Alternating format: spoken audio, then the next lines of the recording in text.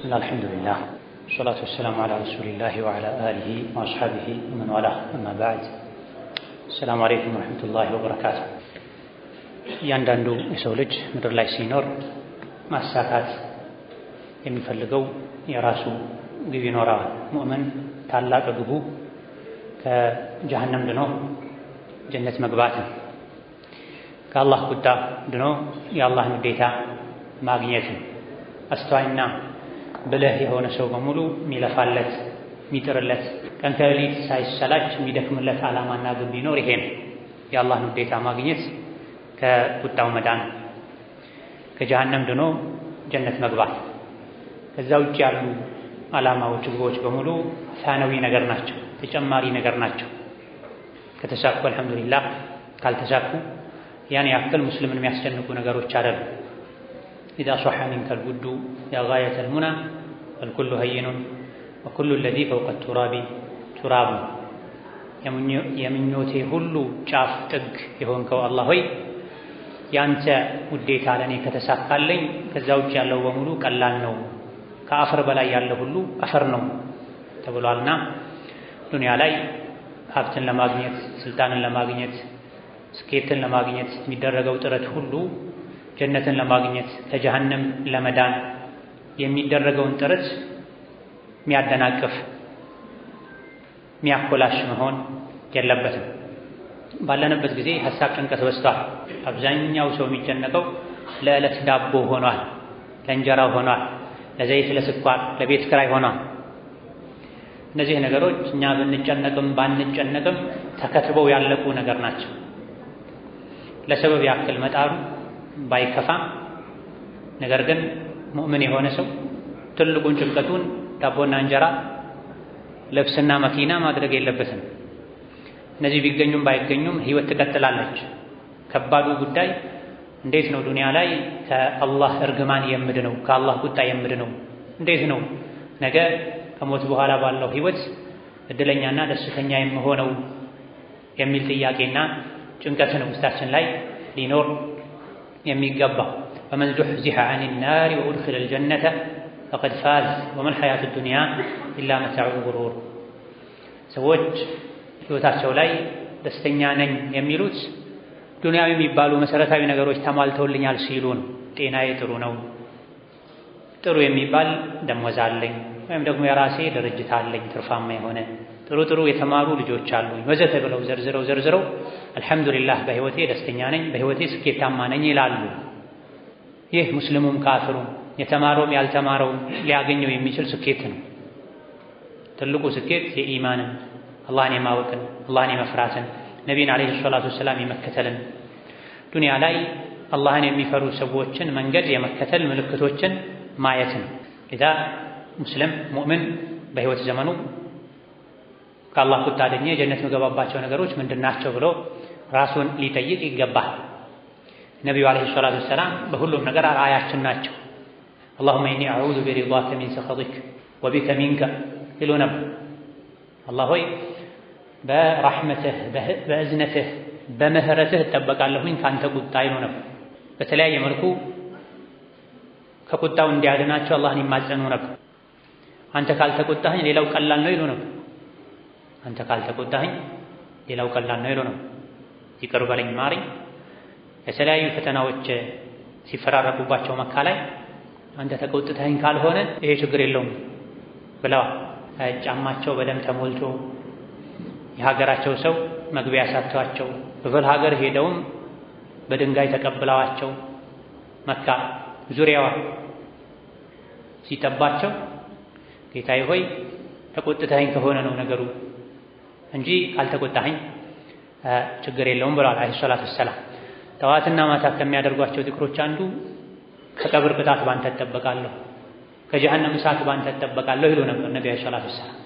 የሰው ልጆች ምርጥ፣ የሰው ልጆች ሁሉ አለቃ፣ ጀነትን አንድ ብለው አንኳክተው የሚያስከፍቱት ሰው ሲመሽ ሲነጋ ከቀብር ቅጣት ጠብቀኝ፣ ከጀሃነም እሳት ጠብቀኝ፣ አድነኝ፣ አስአሉከ ሪዳከ ወልጀነህ ወአዑዙ ቢከ ሚን ሰኸጢከ ወናር፣ ውዴታህንና ጀነትን እጠይቅሃለሁ፣ ከቁጣህና ከጀሃነም ባንተ እጠበቃለሁ ይሉ ነበር።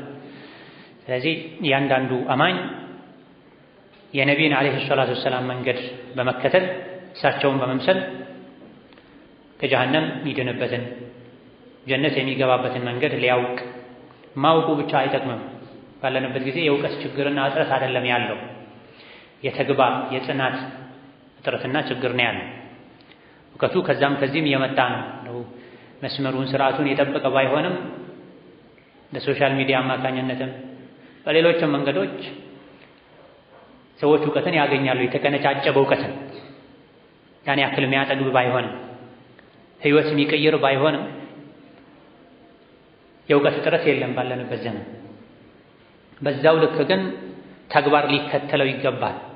እውቀትን ተግባር ካልተከተለው ዋጋ የለውም። ሀተፈል ዒልሙ ቢልዓመል ኢን አጃበሁ ወኢላ እርተሐል ከዓሊ እንደተነገረው አልኸጢብ ሌሎችም እንደዘገቡት እውቀት ተግባርን ይጠራዋል። ተግባር አቤት ብሎ ከመጣ ከእውቀት ጋር ከተገጣጠመ ከተገናኘ መልካም ያሳድጋል፣ አላህ ዘንድ ተባረከ ወተዓላ ያስከብራል። እውቀት ተግባርን ጠርቶት ተግባር አቤት ብሎ ካልመጣ ትቶት ይሄዳል ተብሏል። ጀሃነም ላይ እንዲቃጠሉ እንዲነዱ ከሚያደርጉ ነገሮች አንዱ የሚያውቁትን ተቃራኒውን ማድረግ ነው። የሚያውቁትን የሰሙትን ያነበቡትን አላህ የሚወደውን የሚጠላውን በዚያ መሰረት ህይወትን መምራት ሲገባ አላህ የሚጠላውን የተው የሚወደውን ያደረጉ መኖር ሲገባ ከሚያውቁት ተቃራኒ የሆነ ራስን ያሞኙ በከንቱ ተስፋ ሰይغፈሩ ለና የጠፉ ህዝቦች አንዱ መለያ ነው። ይሄ የሰሩትን ይሰሩና ሰይغፈሩ ለና አላህ ይምረናል ይሉ ነበር። አላህ ተባረከ ወተዓላ የእሱ ምህረት የሚገኝባቸው መንገዶችን ነግሮናል። እሱ ምሮን ጀነት የሚያስገባንን እንገባበትን ከቁጣው ምንድንበትን መንገድ አውቀን ልንተገብር ይገባናል። ባለንበት ጊዜ አላውቅም ቢባል አላህ ዘንድ ተባረከ ወተዓላ ያዋጣል ማለት አይቻልም። እቤት ላይ በተሰቀሉ ቴሌቪዥኖች፣ ኪስ ላይ፣ እጅ ላይ፣ ቦርሳ ላይ በሚያዙ ተንቀሳቃሽ ዘመናዊ ስልኮች፣ በየቦታው በመስጂዶች በመድረሳዎች ዒልም ተስፋፍቷል። መካሪ በስቷል። የሚመከር ነው እንጂ የጠፋው። እድለኛ ማለት ከውስጡ የራሱ የሆነ መካሪ ያለው ሰው ነው። አላህ ለባሪያው ኸይርን ከሻለት ከውስጡ መካሪ ያደርግለታል ተብሏል። የውጩ መካሪ አስታዋሽ ነው። ለውጥ የሚያመጣው የውስጥ መካሪ ነው። ዋዒዙላሂ ፊ ቀልቢ ኩሊ ሙእሚን፣ እያንዳንዱ ሙእሚን ውስጥ አላህ ያስቀመጠው መካሪ አለ። በራሱ ያልተመከረ ሰው በሰው ሊመከር አይችልም። ተጨማሪ ምክር ፈልጎ ሲመጣ ነው ሰው የሌሎች የውጭ ምክር የሚጠቅመው እንጂ እኔ ምክር አያስፈልገኝም፣ እኔ ሁሉን አውቃለሁ፣ እኔ ሙሉ ሰው ነኝ፣ እኔ ንጹህ ሰው ነኝ፣ እኔ ከገሌ እሻላለሁ ያለ የምክርን በር ዙሪያውን የዘጋጋ ሰው ተውራትና ኢንጂል ቢነበብለት ሊለወጥ አይችልም። ለምክር ዝግጁ ከሆነን ውስጣችን ላይ ያለው መካሪ ይበቃናል። ሞት ይመክረናል። ከዙሪያችን የምናያቸው ነገሮች ይመክሩናል። በየሳምንቱ ጁሙዓ ምንሰማው ኹጥባ ይመክረናል። ሰውነታችን ላይ የምናያቸው ለውጦች ይመክሩናል። ብዙ የሚመክሩ ነገሮች አሉ። የመስማት እንጂ የመተግበር ፍላጎት ውስጣችን ላይ ከሌለ ግን መስማቱ ማወቁ ይጎዳል እንጂ አይጠቅምም። ከጀሃነም ድኖ ጀነት ለመግባት ከአላህ ቁጣ ድኖ የአላህን ውዴታ ለማግኘት ከሚረዱ ከሚያግዙ ነገሮች አንዱ ተውሂድን ማወቅና መጠበቅ ነው። የመጀመሪያው የጀነት ቁልፍ ነው ተውሂድ። ከጀሃነም ማምለጫ መንገድ ነው። ትርሚዚ ሌሎችም የዘገቡት ሐዲስ ነቢዩ ዓለይሂ ሰላቱ ወሰላም የሰው ልጅ ሆይ ሰማይን ምድርን ሊሞላ የቀረበ ወንጀል ይዘህ በእኔ ሳታሻርክ በፊቴ ብትቆም እኔ ሰማይ ምድርን ሊሞላ የቀረበ ምህረትን እሰጥሃለሁ ብሏል አላህ ብለዋል ነቢዩ ሰለላሁ ዐለይሂ ወሰለም። ከአላህ ጋር ሲገናኝ ከሽርክ ጠርቶ አላህ ፊት የቆመ ሰው ሌሎች ወንጀሎቹን የመማር ትልቅ ተስፋ አለ። ከልቡ ላኢላሃ ኢለላህ ያለ ሰው፣ ተውሂድን ያወቀ የተረዳ ሰው፣ በተውሂድ የኖረ ሰው፣ ከሽርክ የጠራ ሰው አላህ ተባረከ ወተዓላ እሳት ላይ እሱን ሐራም ያደርግበታል። እሳት የእሱን ሰውነት እንዳትበላ እንዳትነካ ያደርጋታል ተብሏል። ስለዚህ ከጀሃነም መዳን፣ ከአላህ ቁጣ መዳን፣ ጀነት መግባት፣ የአላህን ውዴታ ማግኘት የሚፈልግ ማንኛውም ሰው ቀድሞ ተውሂድን ሊያውቅና ሊጠብቅ ይገባው። ተውሂድ ላይ ኖሮ ተውሂድ ላይ ሊሞት ይገባው። ያለ ተውሂድ ሌሎች መልካም ስራዎች ዋጋ የላቸው።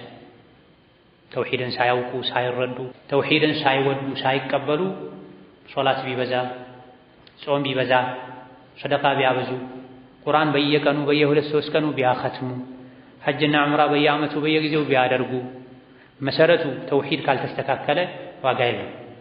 አሸዋ ላይ ውሃ ላይ እንደሚገነባ ቤት ነው የሚሆነው።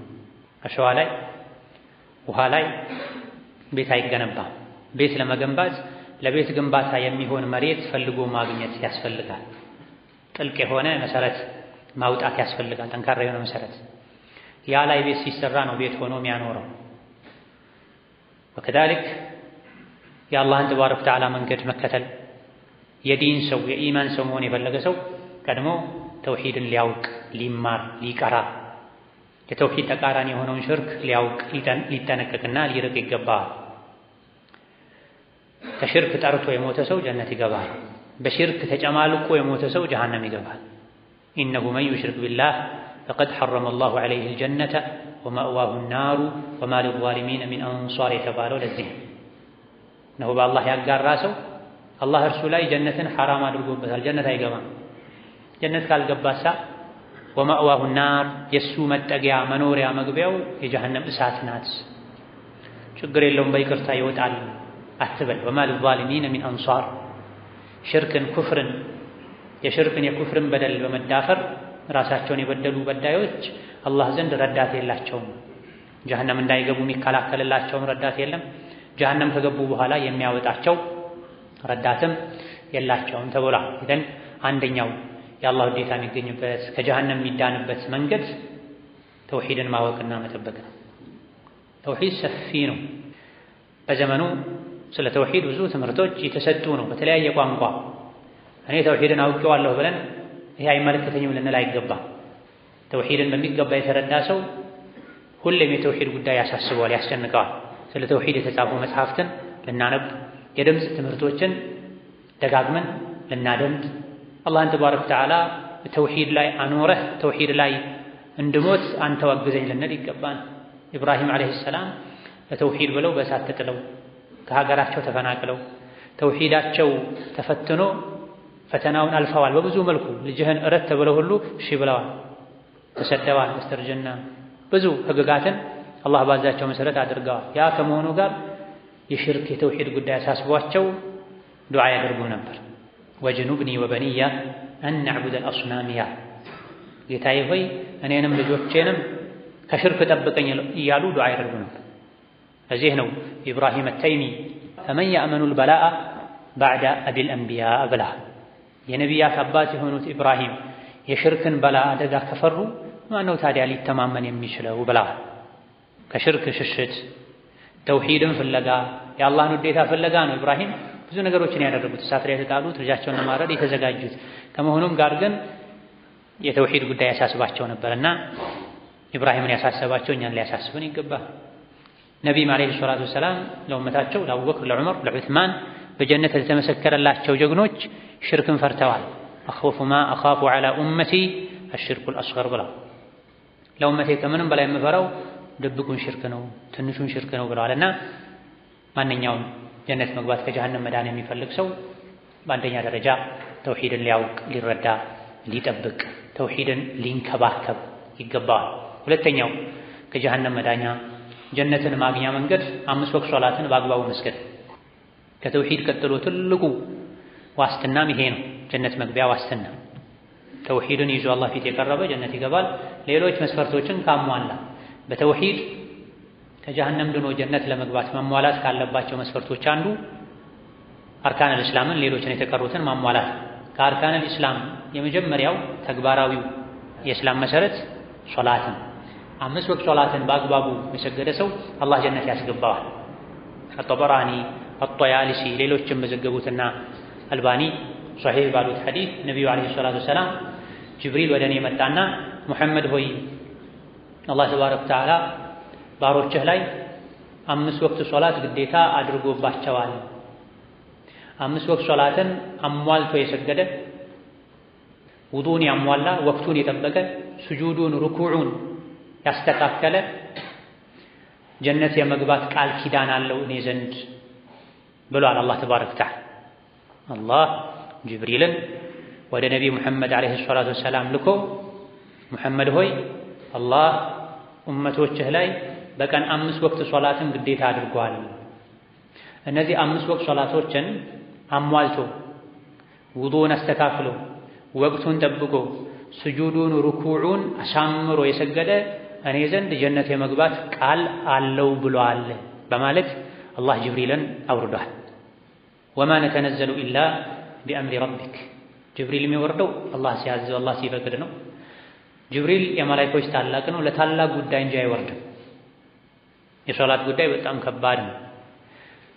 በመሰረቱ ሶላትን ግዴታነቱን ለማወጅ አማናውን አደራውን ለመስጠት ነቢይን ራሳቸውን ነው አላህ ወደ ሰማይ እንዲወጡ ያደረገው አለይሂ ሰላቱ ወሰላም። ሰማይ ወጥተው ነው ራሳቸው የሶላትን ኃላፊነት ይዘው የመጡት። እነዚህ 5 ወቅት ሶላቶችን የሰገደ ሰው ወንጀሉ ይራገፍለታል፣ ከወንጀል ይጠራል፣ ስነ ምግባሩ ያምራል። አላህ ከሚጠላው ተግባር ይጠብቁታል 5 ወቅት ሶላቶች። ትልቁ የሶላት ሽልማት ደግሞ 5 ወቅት ሶላትን አሳምሮ የሰገደ ሰው አላህ ዘንድ ጀነት የመግባት ቃል አለው። ሶላትን ያጎደለ ደግሞ እኔ ዘንድ ጀነት የመግባት ቃል የለውም ይላል ሐዲሱ። ነገር ግን በዚህ ሐዲስ የተነገሩ መስፈርቶች አሉ። ሙስሊም ሆኖ ሶላት የማይሰግድ የለም አላዋቂዎች ካልሆኑ በስተቀር። በአፋቸው ላ ኢላሃ ኢለላህ የሚሉ ሶላትን ቸላ የሚሉ አሉ። እነዚህ ሙስሊም ናቸው አይደሉም ሰፊ ኺላፍ ያለበት ጉዳይ ነው። የሶላትን ግዴታነት እስካልካዱ ድረስ ባይሰግዱም ላ ኢላሃ ኢለላህ ያሉ ሰዎች ሙስሊሞች ናቸው የሚሉ ሊቃውንት አሉ። ማመኑ ብቻ ምን ዋጋ አለው?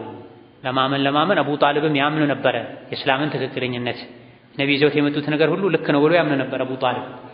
ማመኑ ብቻ አልጠቀመውምና አንድ ሰው ካልሰገደ ሶላት ግዴታ ነው ብቻ ብሎ ማመኑ አይጠቅመውምና ሶላትን የተወ ሁሉ ካፊር ነው ተብሏል። ይሄ ኢማም አሕመድ ሌሎችም የመረጡት መዝሀብ። ኩሊ ሐል መስገድ ብቻ አይደለም በዚህ ሐዲስ ጀነት ያስገባል የተባለ ፈመን ዋፋ ቢሂነ ዐላ ውዱኢሂነ ወመዋቂቲሂነ ወሩኩዒሂነ ወስጁዲሂነ ሶላትን አሟልቶ የሰገደ ነካ የሚያደርግ ሰዎች ይሄ ሶላትን የጀነት ማህር ነው ዋጋ ነው ብሎ አምኖ የሚሰግድ ሰው አሰጋገድ አይደለም። በዚህ ሶላቴ ጀነት እየገዛሁ ነው ያለ ሰው ውድን ነገር ለመግዛት የተዘጋጀ ሰው አሰጋገዱ ያምራል። ስጁዱን ሩኩዑን ነካ አድርጎ የተበተነ እህልን የሚያነሱ የሚለቅሙ ዶሮዎችንና የሚሰግዱ ሰዎችን መለየት ይከብዳል። አንዳንዴ ይሽቅድድም ሩጫ የሚመስል አሰጋገዳል። ወቅቱን የሚያሳልፉ ሰዎች አሉ። በእንቅልፍ፣ በስብሰባ፣ በምግብ፣ በወሬ፣ በድካም ወዘተ። ደክሞኛል፣ ስብሰባ ላይ ነኝ፣ አሁን ገበያ ተጣጥፏል፣ አቆሜ መሄድ አልፈልግም ወዘተ እያሉ የሶላትን ወቅት የሚያሳልፉ ሰዎች አሉ። ይህ ሁሉ ጀነት በሰላም የመግባትን ዋስትና ቃል ኪዳን ያሳጣል። ከአላህ ቁጣ ከጀሃነም ድኖ የአላህን ውዴታ ጀነትን ማግኘት የፈለገ ሰው 5 ወቅት ሶላትን ወቅቱን ጠብቆ ውዱእን አሟልቶ ስጁዱን ሩኩዑን አስተካክሎ ጀማዓውን ጠብቆ ንጽህናውን ጠብቆ መስገድ አለበት። እንዲህ አይነቱ ሶላት ከጀነት ከአኼራው ጀነት በፊት እዚህ ዱንያ ላይም ጀነት የሆነ ህይወትን ይሰጣል። ሶላትን አሳምሮ ረጋ ብሎ የሚሰግድ ሰው ህይወቱ ላይ መረጋጋት ይችላል። ሀም ገሞቹን በሶላቱ መርሳት ይችላል። አሪሕና ቢሃ ያ ቢላል ይሉ የነበረው ነቢዩ ለዚህ ነው አለይሂ ሰላቱ ወሰላም።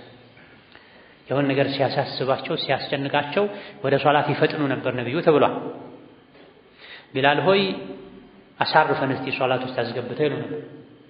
ወጁዒለት ቁረቱ ዐይኒ ፊ ሶላት ብሏል ነቢ ሰለላሁ ዐለይሂ ወሰለም። እኔ ልቤ የሚደሰተው ውስጤ የሚረካው አይኔ የሚረጋው በሶላት ነው ብሏል። ሰዎች የተለያዩ የሚወዷቸው ነገሮችን ሲያገኙ እንደሚረኩት እንደሚረጋጉት ነቢ ሰለላሁ ዐለይሂ ወሰለም ሶላት ውስጥ ሲገቡ ነበር የሚረጋጉትና ነቢይን ዐለይሂ ሰላቱ ወሰላም የሚወድ የእሳቸው ተከታይ የሆነ ሰው በዛው ልክ በሶላት ይረጋጋል፣ በሶላት ይረካል፣ በሶላት ሐሳቡ ይሰበሰባል፣ ይሰክናል። ሻሂድ ከጀሃነም ድኖ ጀነት ለመግባት የአላህን ውዴታ ለማግኘት ከሚረዱ ነገሮች አንዱ ሶላትን በአግባቡ መስገድ ነው። ሌላው ከጀሃነም ድኖ ጀነት መግቢያ የአላህን ውዴታ ማግኛ መንገድ ሲድቅ ነው፣ እውነተኛ መሆን በንግግር በተግባር በአቋም እውነተኛ መሆን፣ አስመሳይነትን፣ መሀል ሰፋሪነትን፣ ውሸትን መራቅና መጠንቀቅ ጀነት የመግባት አንድ መንገድ ነው። ያ አዩሀ ለዚነ አመኑ ኢተቁላህ ወኩኑ መዐ ወሳዲቂን ወሳዲቃት መጨረሻ ላይ አዐደላሁ ለሁም መግፊረተን ወአጅረን ዐዚማ አላህን ፍሩ ከሷዲቆች ሁኑ ይላል ቁርአን። ሷዲቅ ወንዶችና ሷዲቅ ሴቶች አላህ ምህረትን አዘጋጅቶላቸዋል፣ ጀነትን ማለት ነው። ትልቅ ምንዳን አዘጋጅቶላቸዋል ተብሎ ምህረትን ከጀሃነም ይድናሉ፣ ትልቅ ምንዳን ጀነትን ያገኛሉ ተብሏል።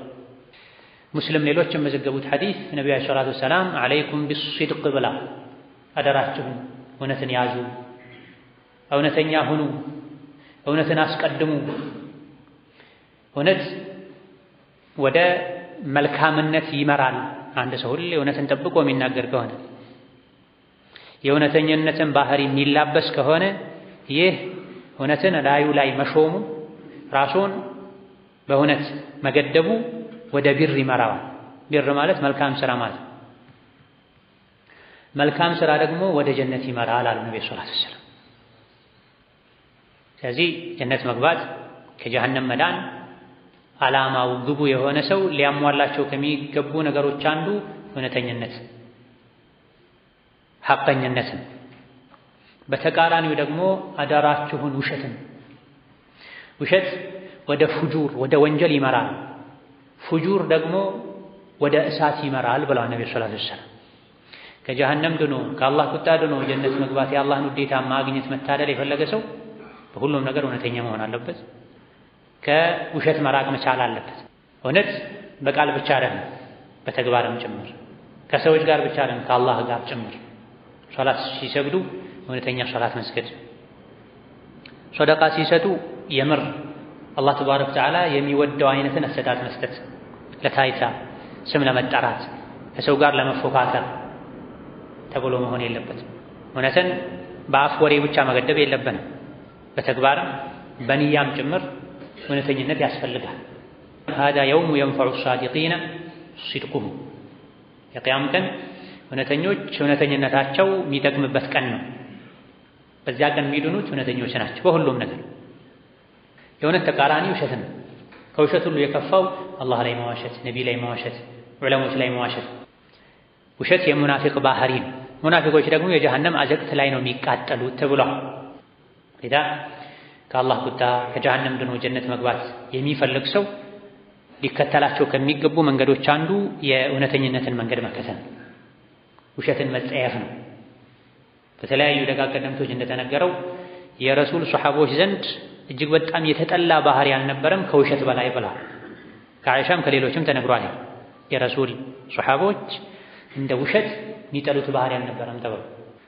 ውሸት ሂዳያን ይከለክላል። ኢነላህ ላ ያህዲ መን ሁወ ካዚቡን ከፋር፣ ውሸታምን አላህ አይመራውም ተብሎ። የምንን መንገድ ነው የማይመራው? የሰላምን መንገድ አላህ አይመራው፣ የጀነትን መንገድ አላህ አይመራው። ወደ ጀሃነም የሚወስዱ ብዙ ሰበቦች አሉ። አንዱ ምላስ ነው። ምላስ የጀሃነም ሰበብ የሚሆነው አንድም ውሸትን ሲለምድ ነው፣ ቅጥፈትን ሲለምድ ነው፣ ማላያኒ ሲለምድ ነው። ንጹህ የሆነ ሰው እንጂ ጀነት አይገባም ተብሏል። ሙስሊም ጀነት ለመግባት ሙሉ ሁለመናውን ንጹህ ማድረግ መቻል አለበት። ሌላኛው ጀነት መግቢያ ከጀሃነም መዳኛ የአላህን ውዴታ ማግኛ መንገድ ከቁርአን ጋር መኖር ነው። ከቁርአን ጋር መኖር ነው።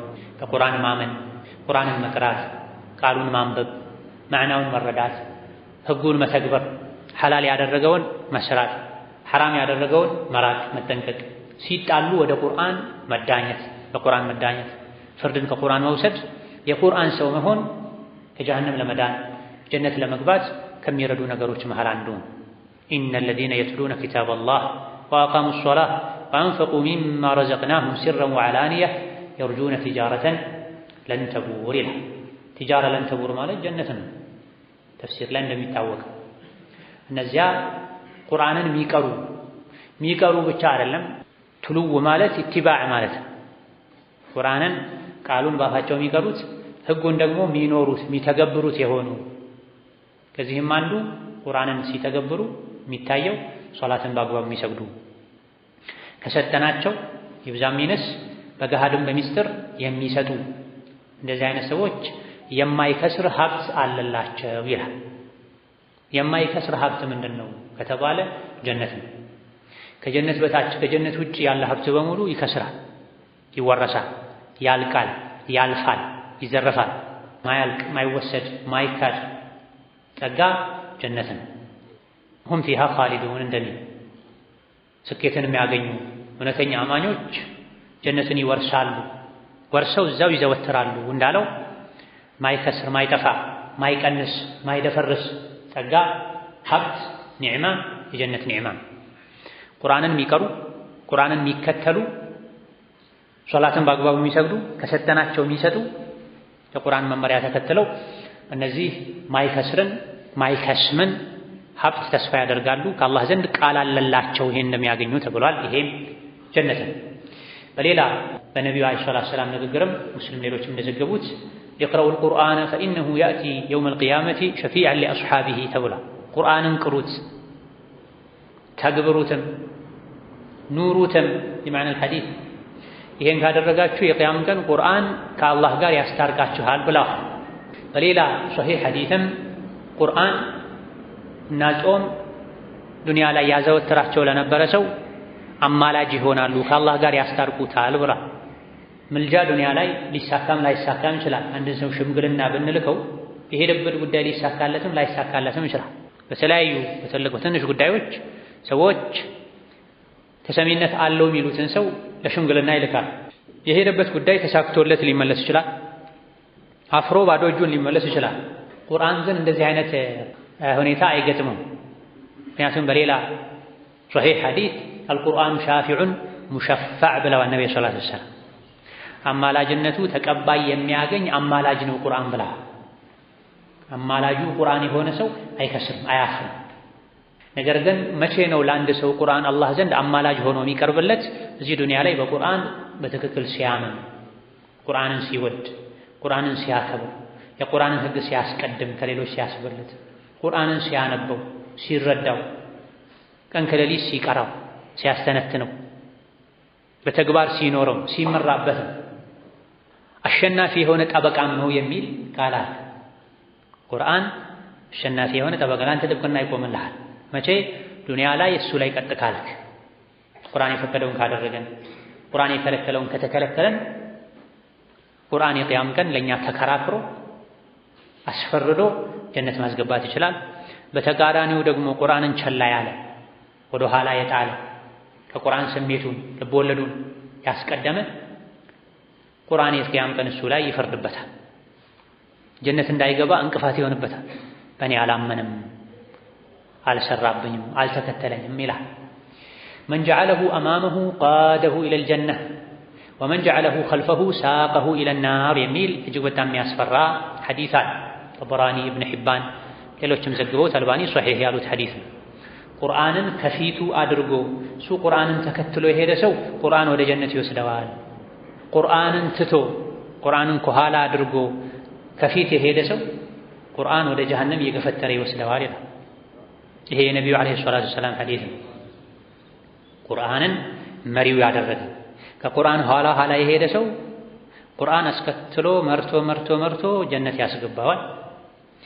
ቁርአንን ደግሞ ትቶት በስሜቱ እየተመራ ቁርአን ሰውን ለመምራት የወረደ ከመሆኑ አንፃር ደግሞ ናተመለስ ያለ ከኋላው የተከተለው ለቁርአን መልስ ሰጥቶ ለቁርአን ኋላ ያልሄደ ሰው ቁርአንን አስከትሎ ስሜቱን ተከትሎ የሄደ ሰው ደግሞ ወደ ጀሀነም ይገፈትረዋል ብለዋል ነብዩ ሰለላሁ ዐለይሂ ወሰለም። ይሄ ቆም ብለን ሁላችንም ራሳችንን እንድንፈትሽ የሚያደርግ የነቢዩ ንግግር ነው ዐለይሂ ሰላቱ ወሰላም። ሕይወቴ ከቁርአን ጋር ቁርኝቱ እስከምን ድረስ ነው? የማደርጋቸው ነገሮችን በቁርአን እመዝናለሁ ወይ?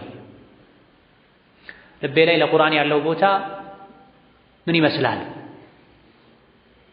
ቀን ላይ የተለያዩ ነገሮችን እየሰሙ እንጉርጉሮ እየሰሙ መንዙማ እየሰሙ የሰው ወሬ እየሰሙ የዓለም ዜና እየሰሙ ማላ ያዕኒ እየሰሙ አንድ ጁዝ ቁርአን ለመስማት አንድ ሱራ ጨርሶ ለመስማት ግን ጊዜ የሌላቸው ሰዎች ብዙ ናቸው። ማን እንደጻፈው ማይታወቅ የተለቃቀመ ጽሑፍ ከዛ ከዚህ የሚገባውን ገልጠው ከፍተው ያውም ገንዘብ ከፍለው ዳታ ሞልተው ያወረዱ ያነበቡ ስልካቸው ላይ በነፃ የተጫነን የቁርአን ገጽ ገልጠው መስጂድ በገቡበት 30 ደቂቃ 20 ደቂቃ ቁጭ ብለው ቁርአን ገልጠው መቅራት የማይፈልጉ ሰዎች ሌላ ወሬ ይቀራሉ፣ ያነባሉ፣ ያስተላልፋሉ። ከቁርአን ግን ድርሻ የላቸውም። ቁርአን እንዲህ ብሏል ሲባሉ አይደነግጡም። ጸሐፊ ገሌ እንዲህ ብሏል፣ ደራሲ ገሌ እንዲህ ብሏል፣ ሼክስፒር እንዲህ ብሏል ሲባሉ ግን አይናቸው ይሰፋል፣ ጆሮአቸውን ያቀረቅራሉ። ለሰው ንግግር የሚሰጡትን ያክል ቦታ እንኳን ለቁርአን ማይሰጡ ሰዎች አሉ። ለሰው ፍርድ የሚሰጡትን ቦታ ለቁርአን ፍርድ ማይሰጡ ሰዎች አሉ። በይነማ እውነተኛ አማኞች ፈላ ወረቢከ ላ ዩእሚኑነ ሐታ ዩሐኪሙከ ፊማ ሸጀረ በይነሁም አላመኑ በመካከላቸው አለመግባባት በተፈጠረበት ጉዳይ ላይ ወደ ቁርአንና ሐዲስ ተመልሰው የቁርአንና የሐዲስን ፍርድ ደስ ብሏቸው እስካልተቀበሉ ድረስ መቼም አላመኑም ይላል ቁርአን። ከቁርአን ርቀናል በሕይወታችን ኢላ መን ረሒመላህ። ጥቂት አላህ ያዘንላቸው ሰዎች ካልሆኑ በስተቀር ብዙዎቻችን ከቁርአን ርቀናል። ከረመዳን እስካሁን ስንት ያክትም ያለው ብለን ራሳችን ብንጠይቅ የብዙዎቻችን መልስ ሊያሳፍር ይችላል። እኔ ደጋግሜ ማኸትመው ሶሻል ሚዲያ ነው፣ ቲክቶክ፣ ፌስቡክ ነው፣ ቁርአን አይገራልኝም ብዙ አይነት ተልካሻ ምክንያቶችን እንሰማለን። ያ መሆን የለበትም። ከአላህ ቁጣ መዳን የፈለገ ሰው ቁርአን አዘውትሮ ሊቀራ፣ አዘውትሮ ሊያነብ፣ ተፍሲሩን ሊማር፣ ሊወደው። ማታ ስንተኛ የሚቀሩ ሱራዎች አሉ። ከቻልን ሁሉን ካልቻልን የተወሰነውን ዛሬ አንዱን ነገ አንዱን ልንቀራ። ከእንቅልፍ ሲነቃ የሚቀራ የተወሰኑ አንቀጾች አሉ። ብቻ በየቀኑ 3 የጠብቀን እንደምንበላው በቀን 3 በቀን 2 ቢያንስ አንድ ጊዜ ቁርአን ሰዓቱን ጠብቀን መቅራት መቻል አለ። የአንድ ቀን ጀንበር ቁርአን ሳንቀራ መጥለቅ የለባትም። አሳ ያለ ውሃ እንደማይኖረው ሙእምን ያለ ቁርአን ልቡ ሊኖር አይችልም። የልብ ቀለብ ነው ቁርአን። ሻሂድ በዱንያ ህይወትም ደስተኛ ለመሆን ለመረጋጋት፣ አኺራ ላይም ከአላህ ቁጣ ድኖ ከጀሃነም ድኖ ጀነት ለመግባት የአላህን ውዴታ ለማግኘት ቁርአን እጅግ በጣም ወሳኝ ነው፣ አስፈላጊ ነው። ቁርአንን ሌሎች ነገሮች ሊሻሙ አይገባም። ፊዕለን አሁን የተሻሙት ነው ብዙ ነገሮች ቁርአን። ከአላህ ንግግር የሰው ንግግር ማስበለጥ ሐቂቃ ውርደት ኪሳራ ነው። ቁርአን ማያስደነግጠንን ማያጓጓንን ያክል የሰው ወሬ የሚያጓጓን ከሆነ አደጋው የከፋ ነው፣ ትልቅ ችግር ነው። ይህ እንዳይሆን ሷሒበል ቁርአን አህለል ቁርአን ልንሆን ይገባል። የቁርአን ጓደኛ ልንሆን፣ የቁርአን ሰው ልንሆን ይገባል። ይሄን ካደረገን፣ ይህ ከተሳካልን በአላህ ፈቃድ ከጀሃነም ድኖ ጀነት መግባቱ ይሳካል። ቁርአን ዱንያ ላይ ሷሒቡ ጓደኛው የነበረ ሰው የቅያም ቀን ቁርአንን ቅራ፣ የጀነት ደረጃዎች ላይም ውጣ። ዱንያ ላይ ረጋ ብለህ ታነብ እንደነበረው ደረጃ ላይ የወጣህ ቁርአንን ረጋ ብለህ አንብብ።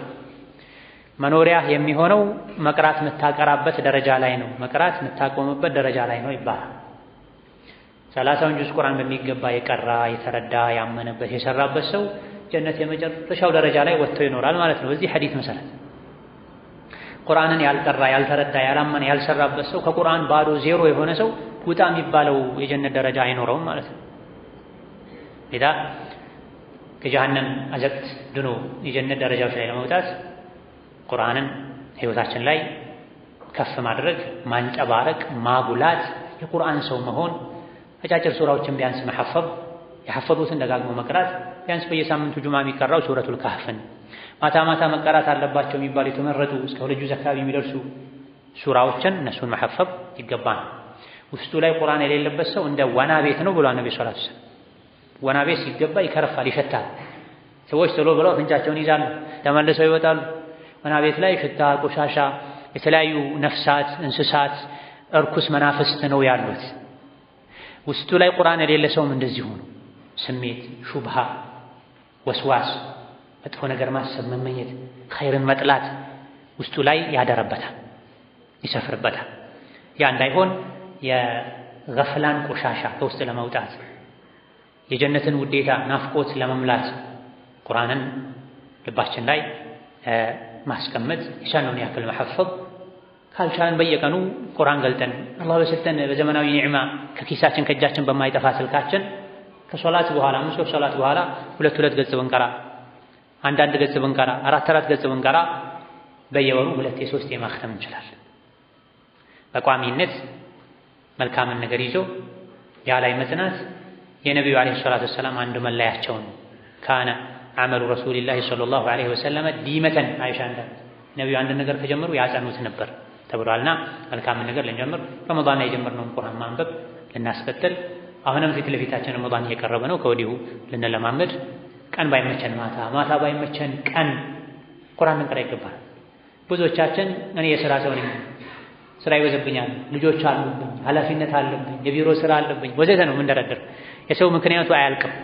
ምን ብናጣ ከእንቅልፋችን በፊት 20 ደቂቃ ለቁርአን እንዴት እናጣ? ከቁርአን የሚበልጥ ነገር ምን አለ እዚህ ዱንያ ላይ?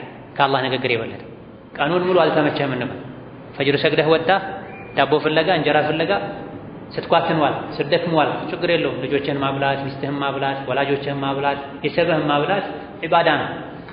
አምስት ሰላትን በአግባቡ ከሰገድክ፣ ካልዋሸ፣ ካላጭበረበርክ፣ ሲድቅን እውነተኝነትን ተከትለህ የምትሰራው ስራ ለራስህ ለልጆች ለቤተሰብህ የምትሰራው ስራ ዒባዳ ነው።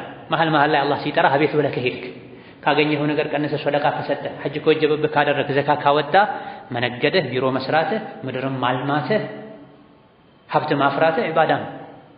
ከዛ የምስኪንን ሐቅ የአላህን ሐቅ ከሰጠህ ይሁን ቀኑን ሙሉ በሥራ ነው የምንውለው እንበል።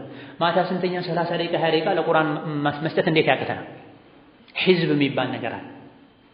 ማታ እንኳ አሟቸው ነብዩ ሒዝባቸውን ካልቀሩ በማግስቱ ይቀሩት እንደነበር አይሻ ተናግራ፣ አሟቸው ማታ መቅራት ካልቻሉ መስጊድ ካልቻሉ በማግስቱ ይሰግዱ ነበር፣ ይቀሩ ነው። የእንቅልፍ ሰዓትህን ቀንስ ለቁርአን ብለህ። ሌሎች ነገሮችን ቀኑን ሙሉ ሲያነቡ ይውላሉ። ለቁርአን ሲሆን ግን ሰዓት የለኝም የሚባል ከሆነ ይሄ ኪሳራ ነው፣ ትልቅ ኪሳራ። ሰላህ ሰላም አልዓፊያ ና ከአላህ ቁጣ ድኖ ጀነት ለመግባትና ከጀሃነም ለመዳን ከሚያግዙ ከሚረዱ ነገሮች አንዱ ስጁድ ማብዛት። ቀደም ሲል እንዳጠቃላይ 5 ወቅት ሶላትን መስገድ መስፈርቱ ከተሟላ፣ ስጁዱን ርኩዑን ካስተካከሉ፣ ውዱን ካሳመሩ፣ ወቅቱን ከጠበቁ አንድ ጀነት መግቢያ ሰበብ እንደሆነ የሚያሳየን የነቢይን ሐዲስ ጠቅሰናል። ከዚህ በተጨማሪ ደግሞ ስጁድን ማብዛት ሌላ ተጨማሪ ዋስትና ነው። የአላህን ውዴታ ለማግኘት ከጀሃነም ለመዳን ጀነት ለመግባት። ሐዲስ ላይ ነቢዩ ዓለይሂ ሰላቱ ወሰላም ስጁድን አብዛ፣ ሙስሊም ሆኖ ስጁድ የሚያደርግ የለም በእያንዳንዱ በሚያደርገው ስጁድ አላህ ተባረከ ወተዓላ ጀነት ላይ ደረጃውን ከፍ ቢያደርግለት ወንጀሉን ቢሰርዝለት እንጂ ይብላል። ስጁድ አብዛ። ሙስሊም ሆኖ ስጁድ የሚያደርግ ሰው የለም ስጁድ ባደረገ ቁጥር ጀነት ላይ አንድ ደረጃ ከፍ ቢል ኃጢአቱ ወንጀሉ ቢሰረዝለት እንጂ ይብላል።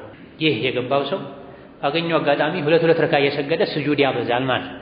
ስጁድ አብዛ ማለት ምንም አይነት ሶላት ሳይኖር ከፊት የሚደረግ ቅድመ ዝግጅት ሳይኖር የሶላት ክፍሎች ሳይኖሩ ስጁድ ብቻ እየተደፋ ቁጭ ብድ እያልክ ስጁድ አድርግ ማለት አይደል። እነማ ሶላት ስገድ ማለት ነው። ነገር ግን ከሶላት ክፍሎች ውስጥ አላህ ዘንድ በጣም ተወዳጅ ከሆኑ የሶላት ክፍሎች አንዱ ስጁድ፣ የተከበረውን ፊት ለአላህ መሬት ላይ መድፋት ማለት ነው። ትልቁ የባሪያነት መገለጫ ስጁድ መደፋት። ሙሉ ዱንያን ሰጥሃለሁ እና ከጫማ የስር ስገድ ቢባል ሙእምን የሆነ ሰው ለማንም አይሰግድም ከአላህ ውጭ። ለአላህ ግን ወዶ ፈቅዶ ሽቶ በቀን 5 ጊዜ ይሰግዳል ሙእምን። በምሰግድበት ቦታ ሰው በጫማው ረግጦታል፣ ቆሻሻ አይቼበታለሁ፣ ይሸታል፣ ይከረፋል፣ ጭቃ ነው አቧራ ነው አይልም ሙእምን። ነጃሳ አለመሆኑን ካረጋገጠ እንደውም የበለጠ ደስ ይለዋል። ጌታዬ ሆይ ይሄን አንተ ስላዘዝከኝ ነው ማደርገው፣ ስለምወድህ ነው ማደርገው።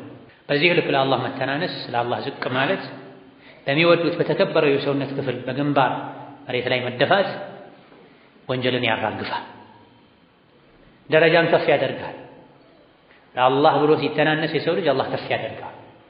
ለአላህ ከመተናነስ ሲኮራ አላህ ጀሀነም ላይ ባፍጥሙ ጀሀነም ላይ ይደፋዋል። ነገሩ የተያያዘ ነው። እዚህ ዱንያ ላይ ለአላህ የተናነስ የተዋደቀ ዝቅ ያለ ያለውን ትልቅ ክፍል የሰውነት ክፍሉን ፊቱን መሬት ላይ ያደፋ ጀሀነም ላይ ባፍጥሙ ይደፋል። በተቃራኒው ቀና ብሎ ጀነት ይገባል። የጀነት የክብር ፈረሶች ላይ የጋለበ አንገታቸውን ቀና አድርገው በደስታ በኩራት በመላእክት ታጅበው ነው እውነተኛ አማኞች ጀነት የሚገቡት። በተቃራኒው ደግሞ ዱንያ ላይ ለአላህ ስጁድ ማድረግ አሻፈረኝ ያሉ የኮሩ ደግሞ በግንባራቸው የተጎተቱ ነው መላእክት በሰንሰለት አስሮ የጎተተ ወደ ጀሀነም ይወስዳቸው። ወተግሻ ውጁሃሁም النار يسحبون على وجوههم በግንባራቸው ጀሀነም ላይ እሳት ላይ ይጎተታሉ ተብሎ ኢዳ ከጀሀነም እሳት ከአኼራ ውርደት ከአላህ ቁጣና ቅጣት መዳን የፈለገ የአላህን ውዴታና ጀነትን ረሕመትን የአኼራ ሰላምና ረፍትን ማግኘት የፈለገ ሰው ስጁድ ማብዛት ይኖርበታል፣ በቀንም በሌሊት። ከፈርድ ሶላቶች በተጨማሪ ሱና ሶላቶችን ማብዛት ይኖርበታል። ሙእምን ሆኖ ሙስሊም ሆኖ ስጁድ የሚያበዛ ሰው ስጁድ በወረደ ቁጥር ወንጀሉ ይራገፋል፣ አጅሩ ያድጋል። ሐሰን ሶሒህ በሆነ ሐዲስ አንድ ሰው ሶላት ውስጥ ገብቶ ሩኩዕ ሲያደርግ የሰራቸው ወንጀሎች ሁሉ መጥተው ትከሻው ላይ ይጫናሉ ተብሏል። ሩኩዕ ላይ በቆየ ቁጥር ወንጀል ይንጠባጠባል ከላዩ ላይ። ከሩኩዑ ተነስቶ ስጁድ ሲወርድም የቀረ ወንጀሉ መጥቶ ጀርባው ላይ ይጫናል። ስጁድ ላይ በቆየ ቁጥር ወንጀሉ ይንጠባጠባል። ይሄን ያሰብክ ይሄን የሳልክ ስጁድ ላይ ቆየ። ከስጁድ ለመነሳት ከሶላት ወጥተህ ለመሮጥ አትቸኩል። ደስ የሚል የሚመች ሻወር እየወሰድክ እዚያ ላይ መቆየት ከሚያምርህ በላይ ስጁድ ላይ መቆየት ያምርሃል። ምን ካሰብክ እዚህ ስጁድ ላይ እስካለው ድረስ አውቄም ሳላውቅም የሰራቸው ወንጀሎች ከላይ ላይ የተንጠባጠቡ ነው የሚል እምነት ውስጥህ ላይ ካለ መች ከሶላት በወጣው ሳይሆን የምትለው እንደው ሶላት ላይ በቆየው ነው የምትለው። ከሶላት ሮጠህ ላለመውጣት የሐሳብ በሮችን ከአእምሮ ትዘጋጋለህ፣ ትረሳለህ። ኢነ ፊ ሶላቲ ለሹግላ ተብሏል። ሲጀምር ሶላት ውስጥ እኮ ስራ አለ ተብሎ ሶላት ውስጥ ሆኖ ሌላን ነገር እንዳያስቡ የሚያደርግ ሹግላል። ሰው የሚያስበው ስራ ሲፈታ ስራ ላይ እስካለህ ድረስ ሙሉ ሐሳብህን የሚቆጣጠር ስራ ላይ እስካለህ ድረስ ሌላ ነገር አታስብ። ሌላ ነገር ማሰብ የምትጀምረው ስራ ፈተህ ቁጭ ስትል አሊያ ደግሞ የምትሰራው ስራ ያን ያክል አሳሳቢ አንገብጋቢ ካልሆነ። በጣም አስጨናቂ ስራ ከያዝክ ከዙሪያ ድምፅ መስማትም አትፈልግም። ያ ስራ አእምሮን ስለሚቆጣጠር ኢነ ፊ ሶላቲ ለሹግለን የተባለው እነዚህ ሶላት ውስጥ ሹግል አለ። ሶላት ይወጥርሃል፣ ቢዚ ያደርግሃል ተብሏል። ምን አይነት ሶላት ነው ይሄ? አሁን የጀነት ደረጃ ላይ እየወጣሁ ነው፣ ወንጀሌ እየታጠበ ነው። አንዳንድ ህክምናዎችን ስታደርግ አትንቀሳቀስ ይባል። ያ ህክምና እስኪያልቅ ድረስ መተንፈስ ልትፈራ ትችላለህ። እጅን አንቀሳቅሰህ ማከፍ ልትፈራ ትችላለህ። ይሄ ህክምና ተጀምሮ እስኪያልቅ መንቀሳቀስ አይቻልም ከተባልክ ሰውነት እስኪደርቅ ድረስ ትወጠራለህ። ህክምናው እንዲሳካ ሶላት ህክምና ክትባት ነው። ጀሃነም እንዳይገቡ በሰላም እንዲያልፉ ጀነት እንዲገቡ የሚያደርጉበት መንገድ ነው። ታዲያ ሶላት ውስጥ ሲሆኑ ሐሳብን መግታት፣ በሚሰግዱ ሶላት መመሰጥ፣ ሶላቱን ማጣጣም። አሁን እየታከምኩ ነው፣ እየታጠብኩ ነው፣ የጀነት ደረጃ መወጣበትን ቁልፍ እየተረከብኩ ነው የሚል አይነት ስሜት ላይ ሆኖ የሚሰግዱ ሶላት ወንጀልን ያራግፋል፣ ጀነት ያስገባል። ኢማም ሙስሊም በዘገቡት ሐዲስ አንድ ነቢይን የሚኻድም ሰው ነበር አለይሂ ሰላቱ ወሰላም። ቀንም ማታ የሚኻድማቸው፣ ቀን እሳቸውን ሲያገለግል ለእሳቸው ሲላላክ የፈለጉትን ሲያቀርብ ብሎ የቀኑ አልበቃ ብሎት አንዳንዴ ማታም ጭምር ቤታቸው በር ጋር ሄደው ይቆሙ ነበር። ሰሃቦች የረሱት ነገር ኖሮ ድንገት ሊወጡ ይችላሉ፣ እኔ ያቀርብላቸዋለሁ ብለው ደጃቸው ላይ ቁጭ የሚሉ ነበር። የውዱሃ የሚያቀርቡላቸው የሚላላኩላቸው። በዚህ መልኩ ሲኻድማቸው ለነበረ ሰው አንዴ ማታ ላይ የውዱሃ አቀረብኩላቸው። ምን ላድርግልህ? ምን ትፈልጋለህ? ጠይቀኝ፣ ውለታ ልክፈልህ ሲሉት እኔ ጀነት ላይ የእርሶ ጓደኛ መሆን ነው የምፈልገው። እዚህ ዱንያ ላይ አብሬዎት እንደኖርኩት አኼራም ላይ የእርሶ ሙራፊቅ መሆን ነው የምፈልገው አላቸው። ሙራፊቅ ማለት አብሮ የሚኖር ማለት ነው። ነብዩ ሰለላሁ ዐለይሂ ወሰለም አው ገይረ ዛሊክ፣ ይሄ ከባድ ነው፣ ሌላ ጥያቄ የለህም አሉት። በአንዱ ተፍሲር አው ገይረ ዛሊክ፣ ይሄ ከባድ ነው፣ እኔ የምጠየቀው ነገር አይደለም፣ ሰው የሚችለው ነው የጠየቅኩህ አሉት። ይሄን አንዳንድ ሹራሖች መሬት ትፈልጋለህ፣ አገልጋይ ትፈልጋለህ፣ ሹመት ትፈልጋለህ፣ ምን ላደርግልህ ነው ያሉት። አው ገይረ ዛሊክ ማለት ይሄ ላስብበት አላቸው የሚል ዘገባም አለ። ልጅ ነበር፣ ታዳጊ ነበር፣ ወጣት ነበር። ለቀናት አስቦ መጥቶ ነው እኔ የምፈልገው ጀነት ላይ የእርሶ ረፊቅ ነው መሆን የምፈልገው አላቸው። ይሄ ትልቁ ምኞት ነው። የነቢዮች ረፊቅ የሆነ ሰው ከነቢዮች ጋር ከፍተኛ ደረጃ ላይ ይኖራል። ሁወ ዛከ ያ ረሱለላህ አላቸው። እኔ ሐሳብ መቀየር አልፈልግም፣ ሌላ ምኞት የለኝም። እንደ ባለስልጣንነታቸው መሬት ሊሰጡት፣ በጉልበቱ ሰርቶ ገቢ የሚያስገባ ወንድ ባሪያ ሊሰጡት፣ ቤት የምትኻድመው ሴት ባሪያ ሊሰጡት፣ ስልጣን ሊሰጡት፣ ግዛት ሊሰጡት ይችሉ ነበር። አው ገይረ ዛሊክ ብለው እድሉንም ደጋግመው ሰጥተው ነበር። አስበው መጥተው ነበር። ሰሓቦች ምኞታቸው ትልቅ ነበር። የምትሰበረዋን የምትጠፋዋን ዱንያ ለምነው አይደለም ለምናቸው መታም ያን ያክል ተንገብግበው አይቀበሏትም። መጠቃቀሚያ ነበር የሚያደርጓት።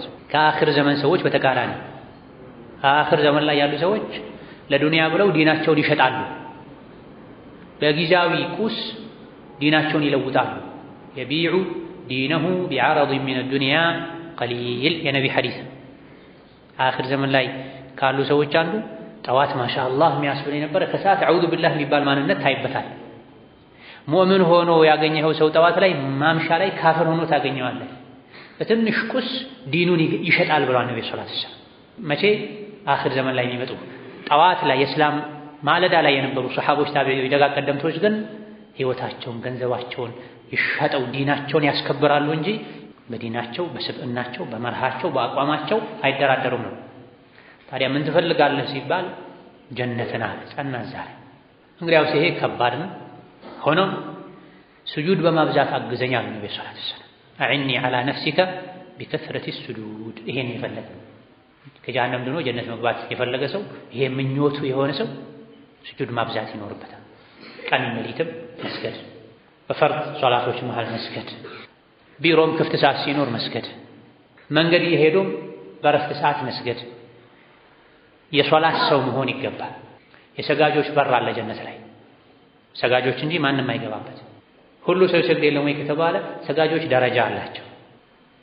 ሶላት የሌለበት ጀነት አልፈልግም ያለ ሰው ተገኝቷል። የሶላትን ጣዕም ከመቅመሱ የመጣ የጀነት ሰዎች ይሰግዳሉ እንዴ ብሎ ጠይቆ አይ ሲባል ሶላት የሌለበት ጀነት አልፈልግም፣ ከፈለገ ይሰግዳል። የግዴታነት ሶላት ሳይሆን የደስታ ሶላት። ቀደም ሲል እንደገለጸ ነው ነብዩ ሰለላሁ ዐለይሂ ወሰለም የዓይኔ ማረፊያ የልቤ መርጊያ ሶላት ሆኖልኛል ብሏል ነብዩ ሰለላሁ ዐለይሂ ወሰለም። ሌላው ከጀሃነም መዳኛ ጀነት ማግኛ መንገድ አላህን መፍራትን ተባረከ ወተዓላ በሁሉም ነገር ላይ ኢነ ለዚነ የኽሸውነ ረበሁም ቢልገይብ ለሁም መግፊረቱን ወአጅሩን ከቢር ይላል ቁርአን። ጌታቸውን በሩቁ የሚፈሩ ከሰው አይን ተሰውረው ለብቻቸው ሆኖ ጨለማ ላይ ሲሆኑ ሰው ማያቸው ሰው ማያውቃቸው ቦታ ላይም ሲሆኑ ውስጣቸው ላይ ያለ መጥፎነት አይሎ ማይቀየሩ ሁሌም አላህን የሚፈሩ ሕጉ የሚያከብሩ ሰው ማያየበት ቦታም አላህ ያኛል ብለው ከወንጀል የሚታቀቡ እነዚህ ምህረት አለላቸው። አጅር ከቢር ታላቅ ምንዳም አለላቸው። ታላቅ ምንዳ ማለት ጀነት፣ አጅር ከቢር ማለት ጀነት፣ መግፊራ ማለት ከጀሃነም መዳን። አንድን ሰው አላህ ካልማረው በጀሃነም ይቀጣው፣ አንድን ሰው ከማረው ከጀሃነም ቅጣት አድኖ ጀነት ይሸልመዋል። እነዚህ አላህን የሚፈሩ ከሰው ጋር ሲሆኑ መፍራት፣ በገሃድ ሰዎችን አላህን መፍራት ቀላል ነው። ሙናፊቅም ይሄን ያደርገዋል። ለዚህ ነው ቁርአኑ ላይ በመንገደበው ኢነ ለዚነ የኽሸውነ ረበሁም ቢልገይቢ። ገይብ ማለት ከሰው እይታ በተሰወሩበት ጊዜ ማለት ነው። አንድ ተፍሲር ቢልገይቢ አላህ ሩቅ ሆኖ በአይናቸው የማያዩት ከመሆኑ ጋር የነገራቸውን የማየት ያክል አምነው ይሄን ያደረገ ቀጣዋለሁ፣ ይሄን ያደረገ ቆጣዋለሁ ብለው የተናገረውን አምነው ተቀብለው በአይናቸው የማየት ያክል ጌታቸውን የሚፈሩ እነዚህ ምህረትና ጀነት አለላቸው ብሏል። በሌላኛው የሱረቱ ራህማን አንቀጽም ወሊመን ኻፈ መቃመ ረቢሂ ጀነታን ተብሏል። አላህ ፊት መቆምን ዛሬ ዱንያ ላይ ሆኖ የፈራ ሰው ነገ አኼራ ላይ ሁለት ጀነት አለለት ተብሏል። ዱንያ ላይ አላህን የፈራ ዱንያ ላይ አላህ ፊት የመቆም ጉዳይ አሳስቦት አላህ የከለከለውን የራቀ አላህ ያዘዘውን ሳያጎድል በአግባቡ አሟልቶ የሰራ ሰው ጀነታኒ ሁለት ጀነት አለለት። እውነት ነው ብሎ በማመኑ አንድ ጀነት አለለት። እውነት ነው ብሎ ያመነበትን ነገር በተግባር በማሳየቱ ሌላ ጀነት አለለት ተብሎ ተፈስሯል። አንዱ ጀነት ሙሉ በሙሉ ከወርቅ የተሰራ ነው፣ ሌላኛው ሙሉ በሙሉ ከብር የተሰራ ነው ተብሏል። ሱረቱ ራህማን ተፍሲር ላይ በሰፊው ተብራርቷል። ጀነት የሚገባው በአላህ ፍራቻ ነው፣ በኢማን ነው፣ በተግባር ነው፣ በምኞት አይደለም። ከደጋግ ቀደምቶች መሃል አንዱ ስለ ጀነት እያነበበ በጣም ሲያለቅስ አዳሩ የሰሙት ቤተሰቦቹ ይህን ሁሉ ለምን ታለቅሳለህ ትጨነቃለህ? ጀነት የሰማይና ምድር ያክል ሰፊ ናት ሲባል አልሰማህም እንዴ ተብሎ ሲጠየቅ ጀነት የሰማይና የምድር ያክል ሰፊ ብትሆን እኔ ምን ያደርግልኛል? ጀነት ከሚገቡ ሰዎች እንደሆን የሚያበቃኝ መልካም ስራ ከሌለኝ አንድ ስንዝር የምታክል ቦታ ለእኔ እንዳለኝ ካላረጋግጥ ጀነት ሰፊ መሆኗ ለእኔ ምን ነው ወላ። ጀነትን ለማግኘት የግል ጥረት ያስፈልጋል፣ ልፋት ያስፈልጋል። እምነትን ማስተካከል፣ ተግባርን ማስተካከል፣ ስነ ምግባርን ማሳመር ያስፈልጋል። መን ኻፈ አድለጅ ወመን አድለጀ በለገል መንዚል አላ ኢነ ሲልዐተላሂ ጋሊያ አላ ኢነ ሲልዐተላሂ አልጀነቱ ብሏል ነብዩ ሰለላሁ ዐለይሂ ወሰለም። የፈራ ሰው በማታም ቢሆን ይጓዛል።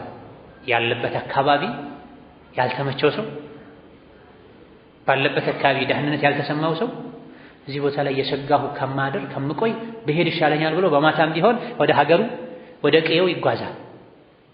በማታም ቢሆን አከታትሎ የተጓዘ ሰው ከሀገሩ ይደርሳል። አዋጅ ሰዎች ሆይ ስሙ፣ አላህ ዕቃ አለው የሚሸጠው ዕቃ። አላህ የሚሸጠው ዕቃ ውድ ነው። የአላህ የሚሸጠው ውድ ዕቃ ማለት ጀነት ነው ብሏል ነብዩ ሰለላሁ ዐለይሂ ወሰለም። እዚህ ጋር ሁለት ነገሮች አሉ አብረው የተጠቀሱ፣ መፍራትና ጀነት። ዱንያ ላይ አላህን የፈራ ሰው ከብዙ ነገር ይርቃል፣ ይሸሻል። ከአላህ ቁጣ፣ ከወንጀል ለመዳን ጥረት ያደርጋል። በቀንም በማታ በገጠርም በከተማ በችግርም በድሎትም ጊዜ አላህን አይረሳም። ከወንጀል አካባቢ ይሸሻል፣ ዋጋ ይከፍላል። ይህ ዋጋ መክፈሉ ጀነት እንዲያገኝ ያደርጋል። በዋዛ ፈዛዛ ጀነት አይገኝም። ጀነት የሚያገኙበት አንዱ መንገድ መፍራት። ምን መፍራት? ወንጀል መፍራት፣ አላህን መፍራት፣ አላህን ላለማስቆጣት መጠንቀቅ ያስፈልጋል። የፈራ ይጠነቀቃል፣ የተጠነቀቀ ይድናል፣ ሸሽቶ ያመልጣል። የተዝረከረከ የተማመነ አደጋ ላይ ይወድቃል። ሁለት ነገሮችን ብዙ ጊዜ ሰዎች ይቀላቅላሉ፣ ተስፋና ስራ። አላህ ገፉር ረሒም ነው፣ አላህ መሃሪ ነው፣ ረሕመቱ ሰፊ ነው ይላሉ ሰዎች። ቅድም እንዳልነው ነው፣ ረሕመቱ ሰፊ ቢሆን እኛ የአላህን ረሕመት የምናገኝበት ጸባይ ከሌለ ምን ያደርግልናል? የአላህ ረሕመት ሰፊ ከመሆኑም ጋር እኮ ነው ጀሀነም የተፈጠረችው።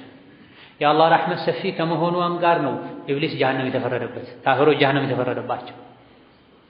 የአላህን ረሕመት እንደምናገኝ ማረጋገጫ መያዝ መቻል አለብን። ምንድነው ማረጋገጫው? ወረሕመቲ ወሲዐት ኩለ ሸይ ፈሰአክቱቡሃ ሊለዚነ የተቁነ ወዩቱነ ዘካተ አለዚነ የተቢዑነ ነቢየል ኡሚያ ወዘተ ተብሎ የአላህን ረሕመት የሚያገኙ ሰዎች ማን እንደሆኑ ተነግሯል። አለ ወይ ያ ባህሪኛ ጋር? ብዙ ጊዜ ወንጀል እንድንዳፈር ግዴታን እንድናጎድል የሚያደርገን ይሄ አጉል ተስፋ ነው። የአላህን ቁጣ መርሳት መዘንጋት ነው። አላህን መፍራትን ቸላ ማለት ነው። ለዚህ የሚያበቃ ምንድነው? አላህ መሃሪ ነው። የሰሩትን እየሰሩ አላህ ይምረኛል ማለት። አላህ እንደሚምርህ በምን አረጋገጥክ? የአላህ ምህረት በአንተ እጅ ነው ያለው። ወሳኙ አንተ ነህ። እንደሚምር እንደነገረን ሁሉ እንደማይምር እንደሚቀጣም ነግሮናል በአንድ አንቀጽ። ነቢ ዒባዲ አኒ አነል ገፉሩ ረሒም ወአነ ዐዛቢ ሁወል ዐዛቡል አሊም።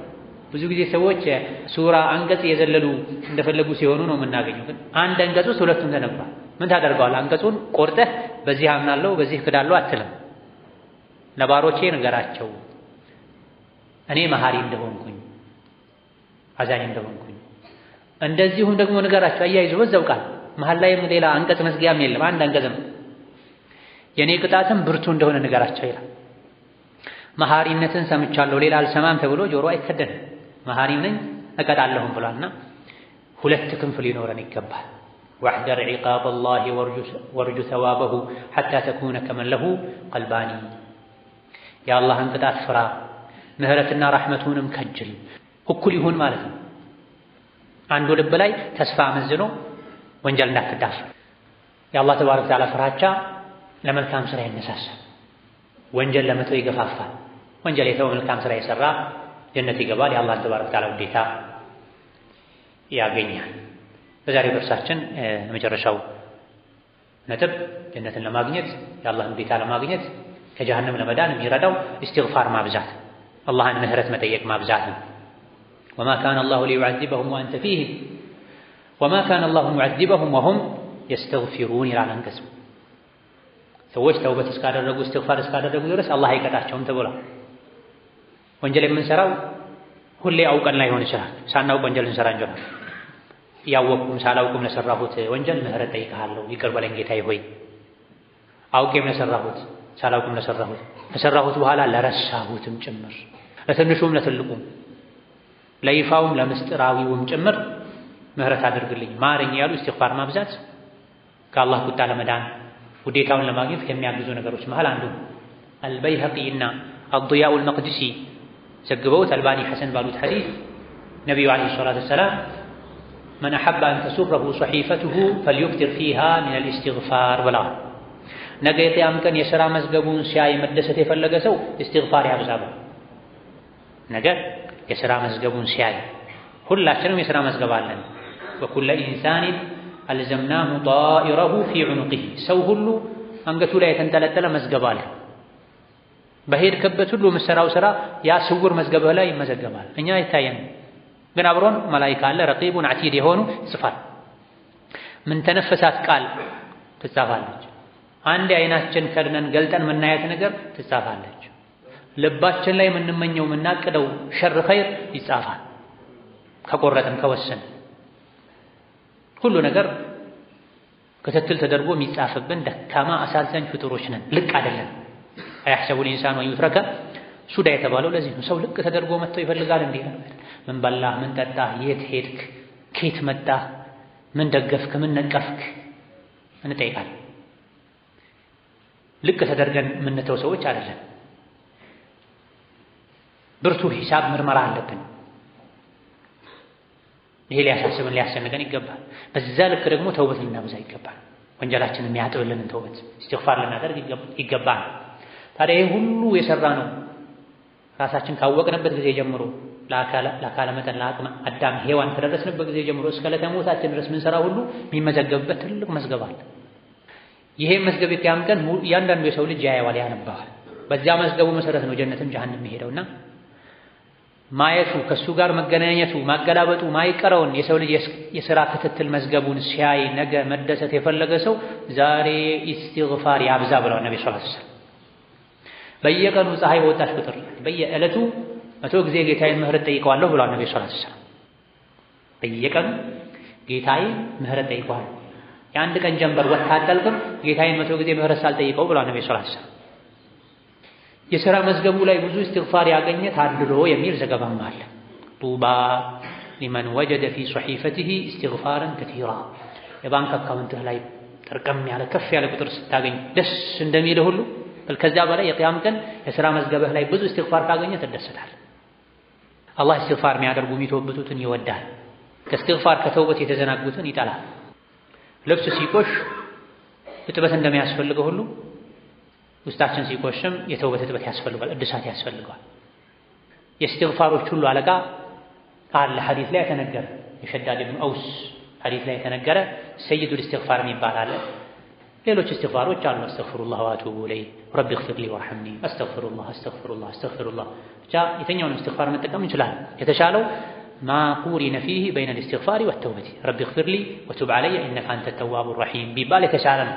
ይሄ አነሳኢ ሌሎች የመዘገቡት ሐዲስ ነቢዩ ዓለይሂ ሰላቱ ወሰላም በየቀኑ 100 ጊዜ ኢስቲግፋር ያደርጉ ነበር የተባለው ከሶላተ ዱሓ በኋላ ያደርጉት የነበረው ኢስቲግፋር አይነት ይሄ ረቢ እግፊርሊ ወርሐምኒ ወቱብ ዐለየ ኢነከ አንተ ተዋቡ ረሒም ወፊ ሪዋየትን ኢነከ አንተ ተዋቡ ገፉር አቀላቅሎ አንዳንዴ ረቢ እግፊርሊ ወርሐምኒ ወቱብ ዐለየ ኢነከ አንተ ተዋቡ ረሒም ማለት አንዳንዴ ኢነከ አንተ ተዋቡ ገፉር ማለት ነው። ይሄ በላጭ ነው። ይሄ ረዝምብኛል ረቢ እግፊርሊ ወርሐምኒ ወቱብ ዐለየ ኢነከ አንተ ተዋቡ ረሒም አንተል ገፉሩ ረሒም ማለት ይረዝምብኛል ያለ ሰው አስተግፊሩላህ ወአቱቡ ኢለይህ አስተግፊሩላህ ወአቱቡ ኢለይህ አስተግፊሩላህ ወአቱቡ ኢለይህ። ይሄም ይረዝምብኛል ካልክ አስተግፊሩላህ አስተግፊሩላህ አስተግፊሩላህ በቀን 100 ጊዜ። ይሄ እንኳን ካቃተህ ጠዋትና ማታ 3 ጊዜ አስተግፊሩላህ አልዐዚም አለዚ ላ ኢላሃ ኢላ ሁወ አልሐዩል ቀዩም ወአቱቡ ኢለይህ አስተግፊሩላህ አልዐዚም አለዚ ላ ኢላሃ ኢላ ሁወ አልሐዩል ቀዩም ወአቱቡ ኢለይህ። ኢስቲግፋርህን አላህ እንዲቀበልህ የሚያደርግ ተወሱል አለበት፣ ውስጡ ላይ ተወሱል አለበት። አስተግፊሩላህ አልዐዚም አለዚ ላ ኢላሃ ኢላ ሁወ አልሐዩል ቀዩም ወአቱቡ ኢለይህ። ሌሎችንም የኢስቲግፋር አይነቶችን በላጩ ግን የኢስቲግፋር ቃላቶች ሁሉ አለቃ ቡኻሪ ከሸዳድ ኢብኑ አውስ ወዘገቡት ሐዲስ ነቢዩ ዓለይሂ ሰላቱ ወሰላም የኢስቲግፋር አለቃ አንተ ቁላ ብለህ ማለት ነዋ። ኢስቲግፋር አለቃ ቀጥሎ ያለው አላሁመ አንተ ረቢ ላ ኢላሃ ኢላ አንተ ኸለቅተኒ ወአና ዐብዱከ ወአና ዐላ ዐህዲከ ወወዕዲከ መስተጣዕቱ አቡኡ ለከ ቢኒዕመቲከ ዐለየ ወአቡኡ ቢደንቢ ፈግፊርሊ ፈኢነሁ ላ የግፊሩ ዙኑበ ኢላ አንተ ማለት ነው። የያዘው ማዕናው በጣም ከባድ ነው። ይሄን ያለ ሰው ምንድነው ጥቅሙ ከተባለ ይሄን ያለ ሰው እርግጠኛ ሆኖ ቀን ብሎት በዛው ቀን የሞተ ሰው አላህ ጀነት ያስገባዋል። እርግጠኛ ሆኖ አምኖበት ይሄን ዚክር ማታ ያለ ሰው በዛው ከሞተ አላህ ጀነት ያስገባዋል። ይሄ ትክክለኛነቱ ማያጠራጥር ቡኻሪ የዘገቡት ሐዲስ ነው። ምሽት ላይ ያለ ሳይነጋ ከሞተ ጀነት ይገባል። ጠዋት ላይ ያለ ሳይመሽ ከሞተ ጀነት ይገባል።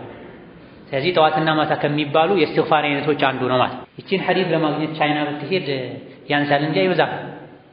ቻይና ትሄዳለህ፣ ታይዋን ትሄዳለህ። ምን ለማምጣት? መኪና ለማምጣት፣ ጨርቅ ለማምጣት፣ የተለያዩ ነገሮችን ዱንያን ለማምጣት። ይሄ ግን አምነህ እርግጠኛ ሆነህ ትርጉሙን አውቀህ ካልከው ወደ ጀነት ከፍ የሚያደርግ ነው። ጌታዬ ሆይ አንተ ጌታዬ ነህ፣ ከአንተ በቀር እውነተኛ አምላክ የለም፣ አንተ ነው የፈጠርከኝ፣ እኔ ያንተ ባሪያ ነኝ፣ የቻልኩትን ያክል ያንተው ቃል ላይ ነው ያለሁት፣ ከሰራሁት መጥፎ ሥራ በአንተ እጠበቃለሁ፣ አንተ እኔ ላይ ብዙ ውለታ ጸጋ እንዳለህ አምናለሁ፣ መሰክራለሁ፣ እኔ ደግሞ ብዙ ወንጀል እንደሰራሁኝ አምናለሁ፣ መሰክራለሁ፣ ስለዚህ ማረኝ፣ ከአንተ በቀር ወንጀል የሚምር የለም የሚል ጥቅል መልእክት ያለው ዱዓ ነው። ታዲያ የወንጀል ጉዳይ ያሳሰበው፣ ጀነት ያስጨነቀው፣ ጀሃነም ያስፈራው ሰው ይሄ አይነቱን ዚክር ካለበት ፈልጎ አግኝቶ ደጋግሞ ሐፍዞ እስኪያፍዝ ድረስም በስልክ በኪታቦች እያየ ሊል ይገባዋል። በትንሹ ሒስኑል ሙስሊም ላይ ታገኙታላችሁ። ካጠገባችሁ ያለ ዒልም ያለውን ሰው ጻፍልኝ ይህን ዚክር ልትሉ ትችላላችሁ። በዚህ ልክ ለጀነት እዛችን ላይ ጉጉት ሊኖር ከጀሃነም ማምለጫ የተባሉ መንገዶችን ይዤ አለቅም ልንል ይገባናል። ሰምቶ ማፍሰስ ብቻ መሆን የለበትም። هذا الله تعالى أعلم። ለዛሬ በዚህ እናበቃና ነገ ሌሎችን የተቀሩ ጀነት ለመግባት ከጀሃነም ለመዳን የሚያግዙ አስባቦችን እንጠቅስበት ደርስ ይኖረናል። ወሰላሙ አለይኩም ወረሕመቱላሂ ወበረካቱሁ።